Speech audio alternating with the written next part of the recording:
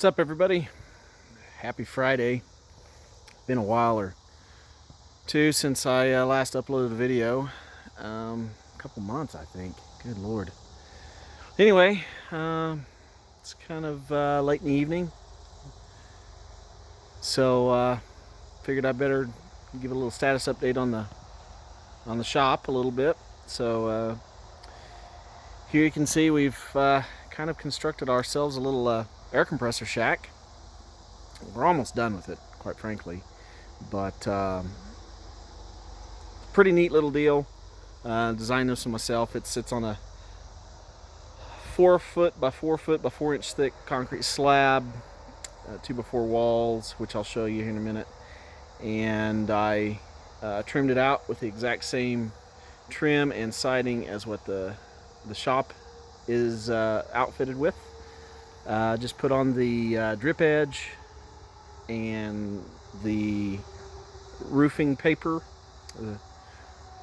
Still have to put on the shingles and some flashing up against the shop where it butts up against to it.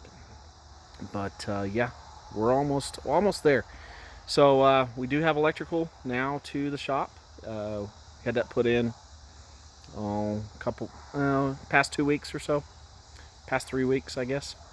But yep, like I said, it's pretty much trimmed out in the exact same way that our shop is, and this is where the air compressors sits, and I'll kind of show you that here in a second. So here is the other side of the air compressor shack. I don't have it fully secured yet. It's not fully tacked or nailed to the structure of the shack itself. It's just fastened with a couple nails just so I can have it located, and it was kind of put there in that way so I could trim out the area where the door is going to be framed in at. I'll have an outward swinging 32-inch door there, which will probably run to Home Depot tomorrow and grab, but I still have to put up probably 6 or so pieces of trim, the drip edge on this side, and then of course the flashing and whatnot on the top up here, right up there. You can kind of see it. It doesn't have flashing up there, but it will by tomorrow evening. But yeah, this is where the air compressor sits. As you can see, it's fully put in with 2x4 walls on 16 centers here, and I used 24-inch centers there because it didn't make any sense to go 16s there. And just kind of a waste of a 2x4, couple 2x4s. But it does have a slope to the roof, as you can see, and it's wired for 220 from the inside. Still have to put a plate on right there. Gotta put a plate there and get it plumbed into the inside, but it is fastened to the shop itself. Still trying to figure out what I'm going to do down here, because there is a gap. I think I'll just been toying with some ideas, either a 2x6, a couple 2x6s there, or maybe a couple 2x4s nailed together to kind of block that off from critters and whatnot. But I will have a vent in this general area right up there.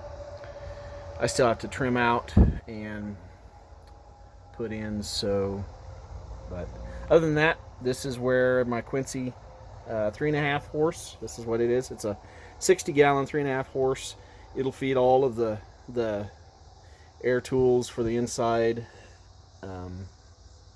plus it'll feed any air supply for the CNC,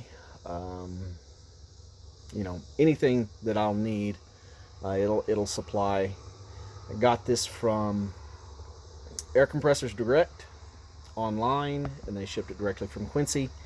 I looked at several different brands. Ingersoll Rand, I've used those before.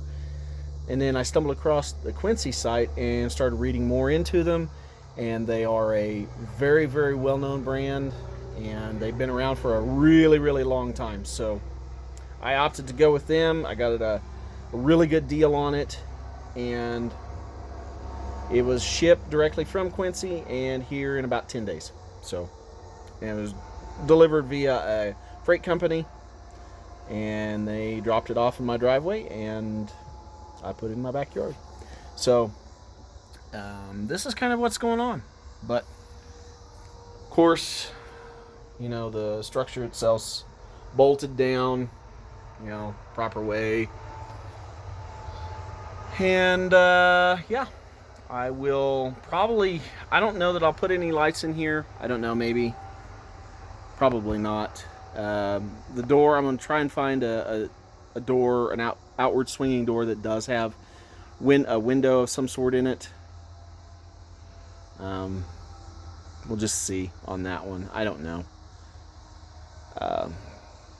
But I will have I think it's an SMC brand air dryer lubricator mounted on this area here. I still have to figure out what I'm going to do there with the piping. I've got all the PEX tubing, 3/4 inch PEX to run inside, all the fittings and whatnot. I'll do that after I get the sheetrock up, which sheetrock's going to be coming in the next week or so.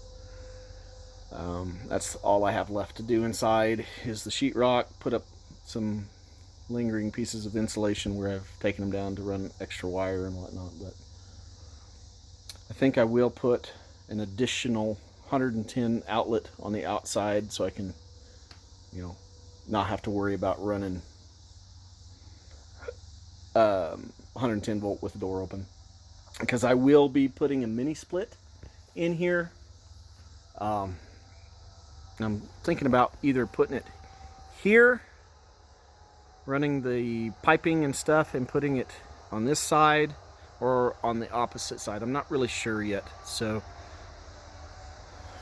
I gotta get that ordered in and figure out how I'm gonna get that all wired up and configured and all that good stuff.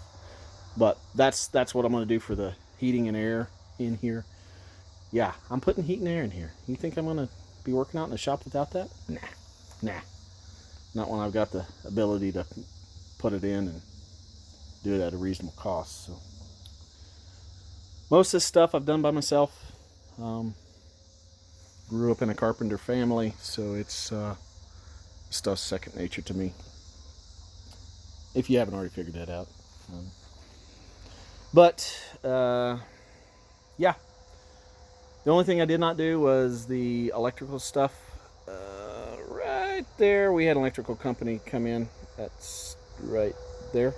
They rewired everything that's on the pole and entrenched over here and ran a service to it. So ran a service to this and ran service to our other shop over there that we got our mower and stuff like that. This is strictly woodworking shop here. This is woodworking hobby, you know. It's probably where a laser is going to go eventually and all kinds of cool stuff. So all that's going to be in store in the future. But anyway, that's kind of what I got for today, and that's kind of what the update's going to be. And as always, like and subscribe to the channel if you haven't already, and I sure appreciate it because it does help me out. Anyway, everybody have a blessed weekend. We'll catch you later. Peace.